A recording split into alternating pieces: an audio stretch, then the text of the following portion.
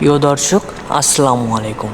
Welcome to Gangni, A land of piece, history and beauty. আমি এখন আছি মেহেরপুর জেলার গাংনী উপজেলার একটা এলাকা, যেখানে ইতিহাস আর প্রকৃতি একসাথে শাসন। গাংনী উপজেলা খুলনা বিভাগের মেহেরপুর জেলার অন্তর্গত। আয়তনে ছোট হলেও এই এলাকার গল্প অনেক। সীমান্তের কাছে অবস্থিত, তাই এখানকার সংস্কৃতিতে আছে মিশ্র প্রভাব। বাংলা, বাঙালি আর সীমান্ত। This place witness the strong of your frames and freedom lovers. British আমলে গাংনী ছিল নীল চাষের গুরুত্বপূর্ণ কেন্দ্র।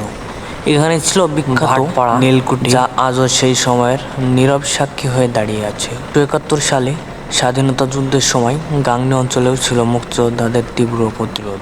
কি প্রাণ দিয়েছেন, কিন্তু মাথা মতো করেননি কারোর কাছে। Freedom always has a price and Gangni paid it with pride. আজকের ভিডিও এই পর্যন্ত।